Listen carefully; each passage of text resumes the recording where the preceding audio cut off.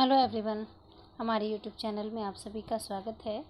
आज का जो टॉपिक है वो भारत के वायसराय, भारत के कितने वायसराय हैं वो देखेंगे। और इसके पिछले वीडियो में भारत के गवर्नर जनरल और भारत के बंगाल के गवर्नर जनरल, ये सब टॉपिक पे वीडियो बना चुकी हूँ। First part and second part. Third part जो है वो भारत के वायसराय के बारे में पूरा विस्तार पूर्वक बताऊँगी। ठीक है, तो सबसे पहले देख लेते हैं कि भारत के वायसराय कौन कौन बने हैं और प्रथम वायसराय कौन है। तो भारत के जो वायसराय हैं वो लॉर्ड कैनिंग है, जो भारत के प्रथम वायसराय कहलाए हैं। सेकंड देखते हैं लॉर्ड एल्गिन प्रथम। नेक्स्ट है lord John Lawrence, lord Mayo, lord Northbrook, lord Lytton, lord Ripon, lord डफरी।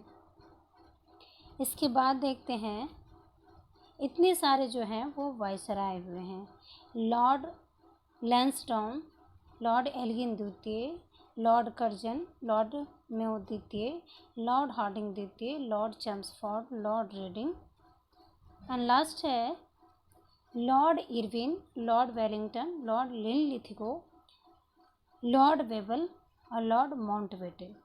Bharat के इतने सारे वायसराय हुए हैं। ठीक है, इनमें से बहुत सारे जो वायसराय हैं वो इम्पॉर्टेंट है और बहुत सारे क्वेश्चंस भी आते हैं।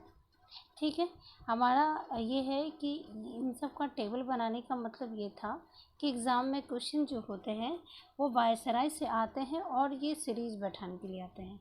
ठीक है, तो इसी वजह से मैं आपको बता रही हूँ कि ये सीरीज़ वैसे जैसे कि कर्जन पहले आया या लॉर्ड रीडिंग आया या लैंसडाउन आया या रिपन आया, इन सब का अगर सीरीज हमें याद रहेगा तो इस टाइप के क्वेश्चन हम सॉल्व कर लेंगे। ठीक है, तो चलिए विस्तार पूर्वक देखते हैं। सबसे पहला है लॉर्ड कैनिंग, भारत के वायसराय। लॉर्ड कैनिंग का जो कार्यकाल है 1858 से 62, हालांकि 1856 से 62 है, किंतु 56 से लेकर 58 तक का जो कार्यकाल था वो जो था वो भारत के गवर्नर जनरल के रूप में था। ठीक है, अब क्या है वायसराय के रूप में। तो वायसराय का जो कार्यकाल था इनका 1858 से 62 तक था, 4 साल था। यह भारत के प्रथम वायसराय हुए हैं। 1858 का भारत शासन अधिनियम कंपनी के शासन की समाप्ति तथा शासन का प्रत्यक्ष नियंत्रण ब्रिटिश ताज के हाथों में आ गया। ठीक है, 1858 का जो अधिनियम बनाया उसके अनुसार प्रत्यक्ष नियंत्रण अब क्या है, ब्रिटिश संसद जो भी कार्य करेगी या जो भी निर्णय लेगी वो अब ब्रिटिश संसद लेगी, उसके नियंत्रण में आ गया, कंट्रोल में आ गया। ठीक है, विधवा पुनर्विवाह अधिनियम 1856 में लागू किया गया। ईश्वर चंद्र विद्यासागर की इसमें महत्वपूर्ण भूमिका थी। तो आप इसे ध्यान रखिएगा कि विधवा पुनर्विवाह अधिनियम कब आया, 1856 में आया। सितंबर 1859 में नील विद्रोह हुआ है। ठीक है, ये आपको ध्यान रखना होगा कि नील विद्रोह जो हुआ था वो 1859 में हुआ था। आइए 1857 जो है ना, 1857 के बाद दूसरा विद्रोह था। ठीक है, पहला विद्रोह था 1757 के बाद जो विद्रोह हुआ था वो पहला विद्रोह था। ठीक है, 1859 में। यूरोपीय सेना का श्वेत विद्रोह हुआ था। ठीक है, 1859 में ही ये भी विद्रोह हुआ था। ठीक है, तो आप इसे ध्यान रखिएगा। नागरिक विधि संहिता 1859 और भारतीय दंड संहिता 1860 और फौजदारी विधि संहिता 1859 का निर्माण किया गया लॉर्ड कैनिंग के समय। भारत परिषद अधिनियम 1861 है जिसमें भारत की स्वायत्तता प्रदान की गई, कुछ अधिकार दिए गए। 1861 में हाई कोर्ट एक्ट पारित हुआ और संपूर्ण देश में एक ही दंड संहिता का प्रावधान किया गया। मतलब सभी देश में किसी भी क्षेत्र में हो तो एक ही न्याय व्यवस्था और दंड व्यवस्था का प्रावधान किया गया। भारत में पहली बार आयकर लगाया गया और जिसे ब्रिटिश अर्थशास्त्री विल्सन द्वारा प्रस्तुत किया गया था। तो क्वेश्चन ये आएगा कि भारत में पहली बार आयकर किस वायसराय के काल में लगाया गया है ना। तो ये क्वेश्चन इम्पोर्टेंट बनता है। पहली बार जो भी पहली बार होता है वो इम्पोर्टेंट होता है, इसे याद रखिएगा। तो पहली बार आयकर लगाया गया क्या, तो कैनिंग के समय। और वो अर्थशास्त्री कौन थे, ब्रिटिश अर्थशास्त्री विल्सन के द्वारा प्रस्तुत किया गया था। ठीक है, तो आप इसे याद रखिएगा। और ये भी क्वेश्चन मिलान के लिए किया आता है कि नागरिक विधि संहिता कब आया, 1859, भारतीय दंड संहिता 1860, फौजदारी विधि संहिता 1859। तो इसे आप याद रखिएगा। नेक्स्ट है एल्गिन प्रथम। जिनका कार्यकाल है 1862 से 63, यानी 1 वर्ष का कार्यकाल रहता है। और इनके समय में जो था वो बहावी आंदोलन का दमन किया गया था, मतलब इन्होंने दमन किया 1863 में।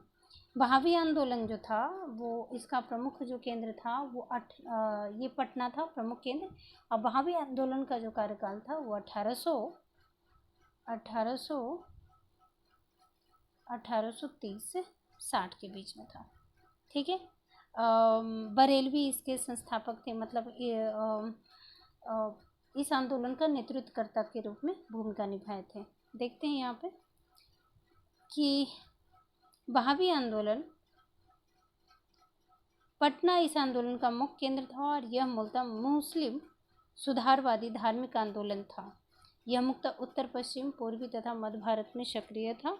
भारत में आंदोलन को सैयद राय बरेलवी ने लोकप्रिय बनाया। तो ठीक है, आप इसे ध्यान रखिएगा। ये एक मुस्लिम सुधारवादी आंदोलन था। मोहम्मद साहब के जो विचार थे उनको पुनः स्थापित करने का ये आंदोलन था। ठीक है। जैसे मुस्लिम संप्रदाय में बहुत सारी कुरीतियाँ हैं,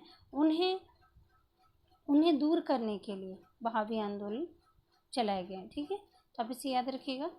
नेक्स्ट जो वायसराय हैं वो लॉर्ड जॉन लॉरेंस है। इनका जो कार्यकाल है 1864 से 69। ठीक है। इनके समय में 1859 में 1866 होना चाहिए, 66 में भूटान विद्रोह हुआ। इनके समय भूटान विद्रोह हुआ, ये टाइपिंग मिस्टेक हो गया है। ओके, आप इसे ध्यान रखिएगा। ओके, इस पर ध्यान मत दीजिएगा। इसी के समय उड़ीसा में 1866 में तथा बुंदेलखंड एवं राजपूताना में 1868 से 69 में भीषण अकाल पड़ा और कैंपबेल के नेतृत्व में एक अकाल आयोग का गठन किया गया। कैंपबेल के नेतृत्व में, तो आप इसे ध्यान रखिएगा। ठीक है। अफगानिस्तान में हस्तक्षेप की नीति का पालन किया गया और 1865 में बम्बई, कलकत्ता और मद्रास में हाई कोर्ट की स्थापना की गई। तो आप इसे ध्यान रखिएगा। ठीक है, 1865 में। नेक्स्ट वायसराय जो हैं वो लॉर्ड मेयो, 1869 से 1872। भारतीय युवराजों के अध्ययन के लिए अजमेर में मेयो कॉलेज की स्थापना की गई लॉर्ड मेयो के द्वारा। ठीक है, ये है अजमेर का मेयो कॉलेज, है ना। नेक्स्ट है आर्थिक विकेंद्रीकरण की नीति आरंभ किया गया लॉर्ड मेयो के द्वारा। कृषि विभाग की स्थापना की गई। 1872 में भारत में पहली बार जनगणना कराया गया। हालांकि औपचारिक रूप से ये करवाया गया, किंतु नियमित रूप से जो 10 साल के बाद जो होता है वो 1881 से स्टार्ट होता है। सांख्यिकी सर्वेक्षण विभाग का गठन लॉर्ड मेयो के द्वारा किया गया और पोर्ट ब्लेयर में इसकी हत्या कर दी। तो ये भारत में एकमात्र ऐसे वायसराय थे जिनकी हत्या भारत में की गई। ठीक है, पोर्ट ब्लेयर में।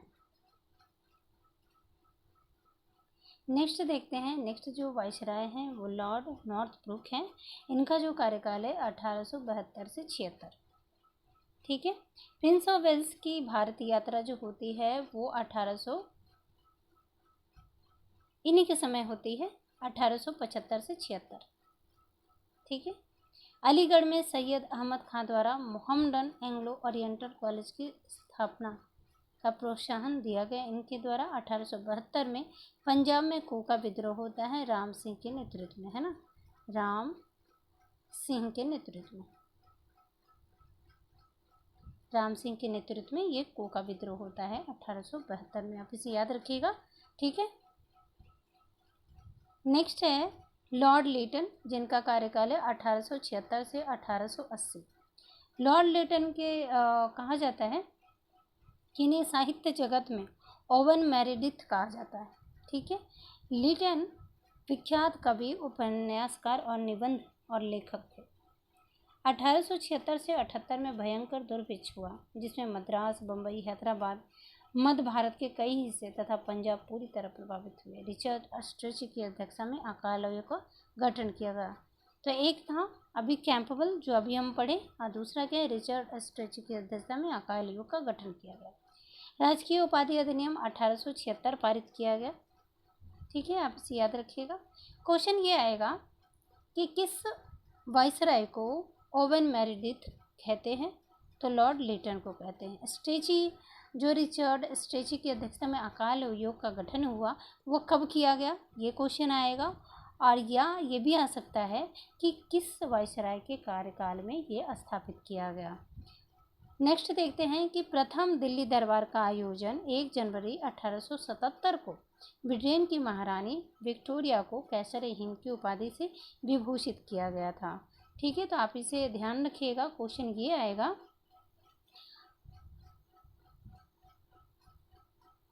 कि प्रथम दिल्ली दरबार का आयोजन कब किया गया, 1870 में। ठीक है, आप इसे ध्यान रखिएगा। और महारानी विक्टोरिया को कैसर हिंद की उपाधि दी गई थी, जैसे महात्मा गांधी जी को दिया गया था। ठीक है, आप इसे याद रखिएगा।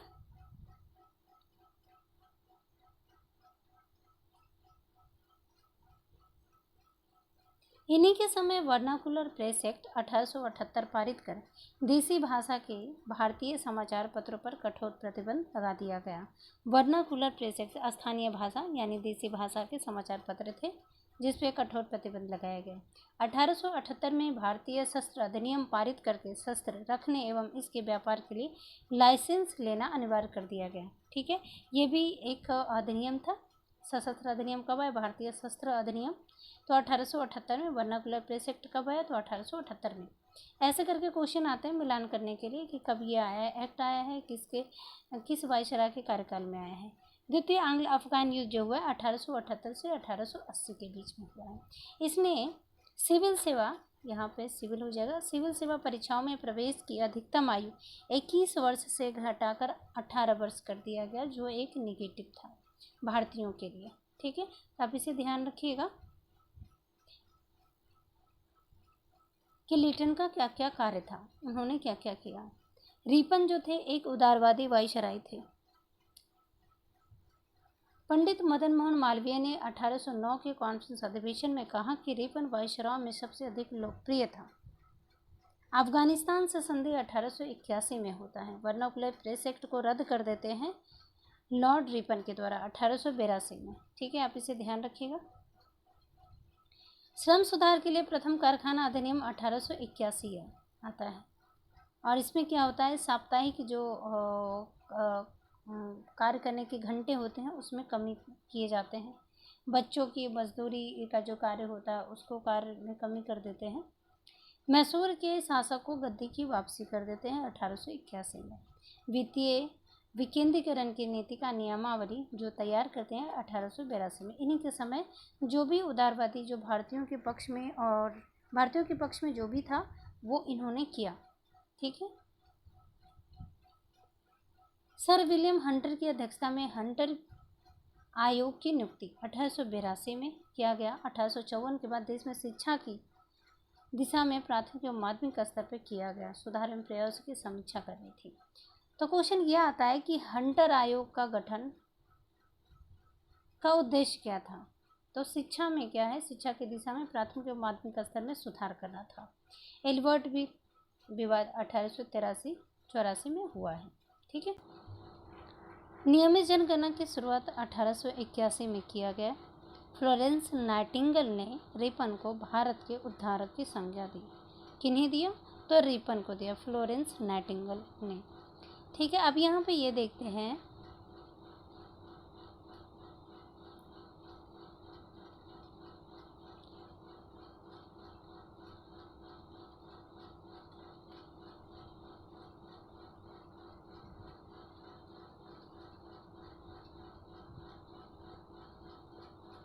एल्बर्ट विल विवाद क्या है। ठीक है, यहाँ पे ये देख लेते हैं थोड़ा सा, ये इम्पोर्टेंट है। ठीक है, एल्बर्ट विल विवाद। एल्बर्ट विल वायसराय के कानून सदस्य सर बी एल्बर्ट ने 1883 में, ठीक है, 1883 में पेश किया गया था और यह मुख्य रूप से अंग्रेज अपराधियों के मामले पर भारत के जजों द्वारा सुनवाई से संबंधित यह मामला था, एल्बर्ट विल विवाद। जिसे क्या हुआ कि अंग्रेज के जितने भी अधिकारी थे, ठीक है, जितने भी लोग थे वो इसके पक्ष में नहीं थे।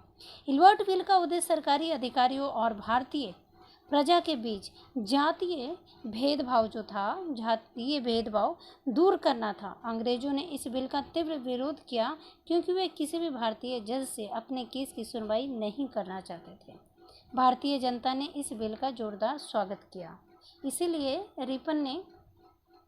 रिपन को जो कहा जाता है वो कि बहुत ही उदारवादी, मतलब कि जितने सारे वायसराय हुए उनमें सबसे उदारवादी जो वायसराय थे वो लॉर्ड रिपन ही थे। ठीक है,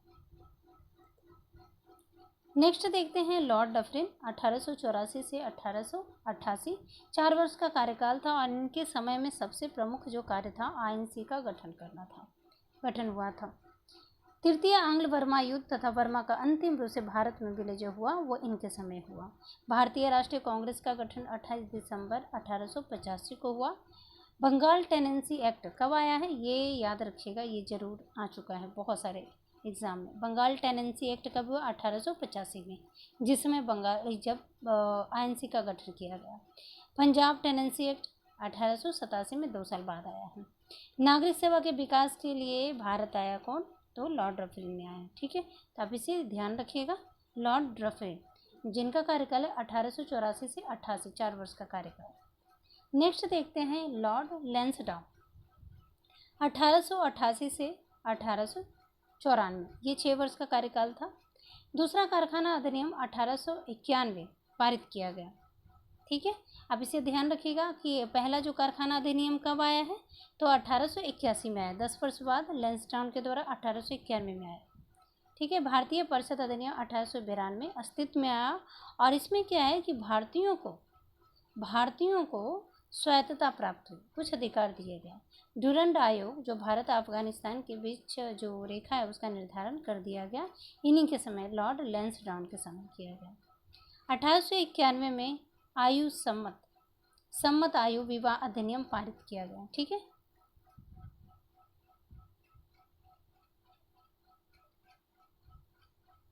और नेक्स्ट है 1893 में अफीम आयोग का गठन किया गया, आप इसे ध्यान रखिएगा। ठीक है, नेक्स्ट देखते हैं लॉर्ड एल्गिन द्वितीय 1894 से 1898 का इनका कार्यकाल था। लॉर्ड एल्गिन द्वितीय ने कहा, इसने घोषणा की कि हमने भारत को तलवार के बल पर जीता है और तलवार के बल पर ही इसे अधीन रखेंगे। पूना में प्लेग का प्रकोप होता है, चापेकर बंधुओं द्वारा 2 ब्रिटिश अधिकारियों की हत्या कर दी जाती है। ठीक है, यही जो था ये प्लेग की जो घटना थी वो इन्हीं से त्रस्त आकर इन्होंने किया था, इसे ध्यान रखिएगा। ठीक है, 1895 में भारतीय व्यय की जांच के लिए बेल्वी आयोग का गठन किया गया। ये क्वेश्चन आ चुका है कि बेल्वी आयोग का गठन जो है वो किसके लिए किया गया, तो भारतीय व्यय की जांच के लिए, क्योंकि भारत में जो था वो बहुत ज़्यादा व्यय किए जा रहे थे, जैसे बैंकिंग सेक्टर में, रेलवे क्षेत्र में, ऑपरेशन बहुत सारे क्षेत्र में था, बीमा में, ये सब में किए जा रहे थे बहुत ज़्यादा कर, तो उसकी जांच करने के लिए बेल्वी आयोग का गठन किया गया। क्वेश्चन ये आएगा कि बेल्वी आयोग का गठन किस लिए किया गया और कब किया गया और किस वायसराय के समय किया गया, इसे याद रखिएगा। सबसे इम्पोर्टेंट जो है ये कथन है कि भारत को तलवार के बल पर जीता है और तलवार के बल पर ही उसे अधीन रखेंगे, ये क्वेश्चन इम्पोर्टेंट है, इसे आप ध्यान रखिएगा। नेक्स्ट देखते हैं लॉर्ड कर्जन, जो आप जानते होंगे, इनका कार्यकाल है 1899 से 1905। भारत का सबसे अलोकप्रिय वायसराय। रोनाल्डो ने कर्जन की जीवनी लिखा है। रोनाल्डो जो है कर्जन के कार्यों का आधार बताते हुए गोखले ने उन्हें आधुनिक भारत का औरंगजेब कहा है। गोखले ने कहा, यह क्वेश्चन आ चुका है कि आधुनिक भारत का औरंगजेब जो है कर्जन को किसने कहा, तो गोखले ने कहा। ठीक है, केंद्रीय गुप्तचर व्यवस्था की शुरुआत जो है वो कर्जन के द्वारा किया गया। ठीक है, 1899 भारतीय टंकन एवं पत्र मुद्रा अधिनियम के द्वारा पाउंड को भारत में मान्यता घोषित किया गया। 1900 में पंजाब भूमि अन्याक्रमण एक्ट पारित किया गया, जिसमें किसानों की भूमि गैर कृषकों के पास न की जाए। ठीक है, तो ये इन्होंने काम किया है, इस फैक्ट को आप याद कर लीजिएगा। 1901 में भारत में पहली बार जातिगत आधार पर जनगणना की गई, जो बहुत ही इम्पोर्टेंट है। ठीक है, कि जातिगत जनगणना जो है वो भारत में कब किया गया पहली बार, तो 1901 ईस्वी में। ठीक है, और इस बार भी आप जानते हैं कि 2021 में जातिगत जनगणना होने वाली थी और होगी भी आगे। ठीक है, 1903 ईस्वी में पूसा में एग्रीकल्चर इंस्टीट्यूट की स्थापना किया गया पूसा में, पूसा बिहार में है। करजन 1903 में फारस गया और फारस अफगान झगड़े को सुलझाने के लिए मैकमोहन की नियुक्ति किया। तो मैकमोहन की नियुक्ति की, ठीक है। 1904 में ऑफिशियल सीक्रेट एक्ट को पारित कर सरकारी नियंत्रण को और भी बढ़ा दिया। मतलब इन्होंने जो इनका जो कार्य था,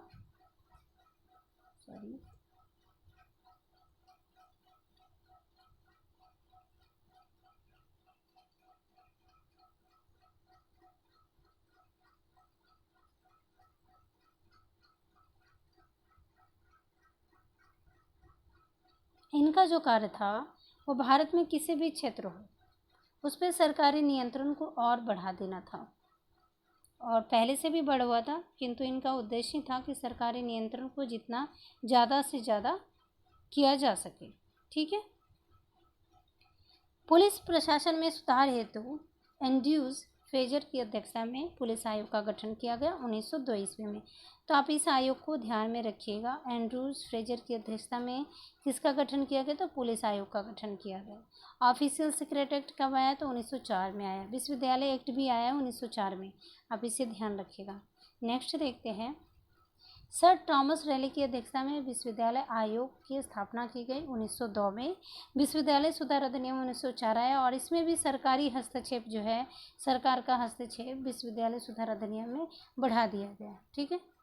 मनकरे की अध्यक्षता में एक सिंचाई आयोग का गठन किया गया, ये भी इम्पोर्टेंट है।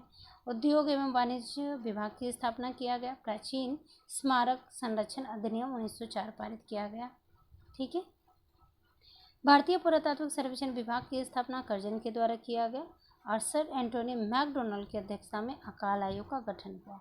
इन्होंने अकाल आयोग का गठन किया। पुलिस सुधार में पुलिस आयोग का गठन किया। शिक्षा क्षेत्र में सुधार करने हेतु रैले आयोग का गठन किया, इसे ध्यान रखिएगा।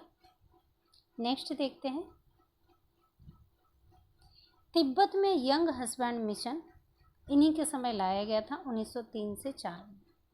इसका जो उद्देश्य था वो तिब्बत पर ब्रिटिश अभियान, जिसे तिब्बत पर ब्रिटिश आक्रमण के नाम से जाना जाता है, तिब्बत में यंग हस्बैंड अभियान दिसंबर 1903 में शुरू हुआ और सितंबर 1904 तक चला। यह अभियान जो है वो तिब्बत फ्रंटियर कमीशन के तत्वाधान में ब्रिटिश भारतीय बलों द्वारा प्रभावी रूप से एक अस्थायी आक्रमण था, जिसका उद्देश्य मिशन के लिए कूटनीतिक संबंध स्थापित करना और तिब्बत और सिक्किम के बीच सीमा पर विवाद को हल करना है। मतलब इसका मतलब यह है कि तिब्बत में तिब्बत में रूस का षड्यंत्र जो था वो यंग हस्बैंड मिशन में ये जो था कि उसको असफल बनाना है। मतलब रूस का जो षड्यंत्र है तिब्बत में वो चलने नहीं देना है, ठीक है। तो इसे आप ध्यान रखिएगा। 19वीं सदी में अंग्रेजों ने बर्मा और सिक्किम को जीत लिया था। तिब्बत पर पूरा दक्षिणी हिस्सा ब्रिटिश राज के नियंत्रण में आ गया था। गार्डन फाउंटेन की सरकार द्वारा दलाई लामा द्वारा शासित तिब्बत ब्रिटिश प्रभाव के बजाय चीनी के तहत एकमात्र हिमालय राज्य था, और वो अंग्रेज ये नहीं चाहते थे कि वो रूस के नियंत्रण में आए, ठीक है। तो इसीलिए यंग हस्बैंड मिशन 1903-4 में चला था। क्वेश्चन ये आता है कि यंग हस्बैंड मिशन किस देश से जुड़ा है, किस क्षेत्र से जुड़ा है? तो हम इसे कहेंगे तिब्बत से जुड़ा है। 1905 का बंगाल का विभाजन होता है। मुख्य सेनापति किचनर से विवाद के कारण करजन ने अगस्त 1905 में त्यागपत्र दे दिया, और इसे किचनर विवाद भी बोलते हैं, आप इसे ध्यान रखिएगा। ये किचनर विवाद है, किचनर विवाद। करजन ऐसा वायसराय था जो अत्यधिक केंद्रीकरण एवं निरंकुश शासन चलाना चाहता था, और वो इसी चीज़ में विश्वास भी रखता था। भारत की शिक्षा व्यवस्था पर चोट करते हुए उसने कहा कि पूर्व एक ऐसा विश्वविद्यालय जहां विद्यार्थी को कभी डिग्री नहीं मिलती है, और ये जो व्यंग्यात्मक जो विचार था या कथन था वो भारत के संदर्भ में था, ठीक है। तो आप इसे ध्यान रखिएगा। कलकत्ता नगरपालिका की स्थिति पर व्यंग कसते हुए कहते हैं कि मैं वायसराय के बाद कलकत्ता का महापौर बनना चाहूँगा। ये कथन इम्पोर्टेंट है, आप इसे ध्यान रखिएगा, ठीक है। कांग्रेस पर व्यंग कसते हुए उन्होंने कहा, कांग्रेस अब मरणशील है और मेरी इच्छा है कि मैं इसकी शांतिपूर्ण मृत्यु में सहयोग कर सकूं। ये भी इनका कथन है। तो ये 3 जो कथन है आप इसे याद रखिएगा, ठीक है। नेक्स्ट देखते हैं लॉर्ड मिंटो द्वितीय 1905 से लेकर 1910। बंग भंग विरोधी तथा स्वदेशी आंदोलन को दबाने का प्रयास किया गया लॉर्ड मिंटो द्वितीय के द्वारा, ठीक है। मुस्लिम लीग का गठन जो है 1906 में ढाका में किया गया सलीमुल्लाह खां के द्वारा। खुदीराम बोस को फांसी दी गई इन्हीं के समय। बाल गंगाधर तिलक को राजद्रोह के आरोप में 6 वर्ष का कारावास मिला 1908 में। आप इसे ध्यान रखिएगा।